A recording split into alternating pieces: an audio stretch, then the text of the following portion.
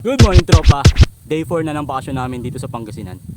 So may naisip akong gagawin natin. Kung natatandaan nyo sa bahay, ginagawa ko na yung ganitong content na kung saan yung basura, gagawin natin pera.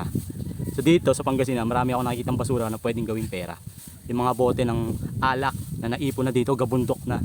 So gagawin natin bago tayo umuwi, since mamimili tayo ng mga pasalubong bukas sa palengke. So dadaan na tayo ng junk shop para benta natin yung mga kalakal na to. Tara, samahan nyo ko, susort na natin yung mga kalakal na ibibenta natin para bukas. So gagawin natin, pag-iwa-iwalayin na natin yung mga gin o yung mga 4 kantos, pagsama-samahin na natin.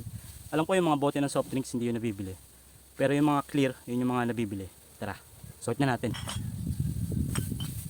Sarsa ako na agad.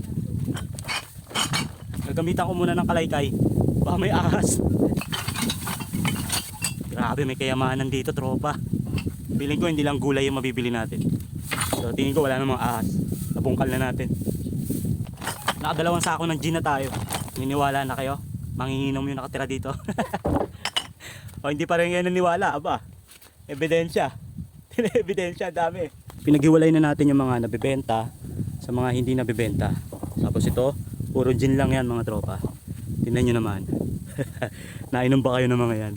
So ngayon lilinisin na natin to. Tapos babalot na natin to ng maayos. Tapos bukas o mamaya pupunta na tayo ng junk shop. So maghanap tayo ng junk shop dito na bibili ng mga bote na to para yung basura maging pera. Ayos. So update ko kayo mga tropa kung magkano yung magiging kita natin kapag binenta natin itong mga bote na to. Hanggang sa susunod mga tropa, buti pa si Tonton. Yung basura gawin natin pera in Pangasinan.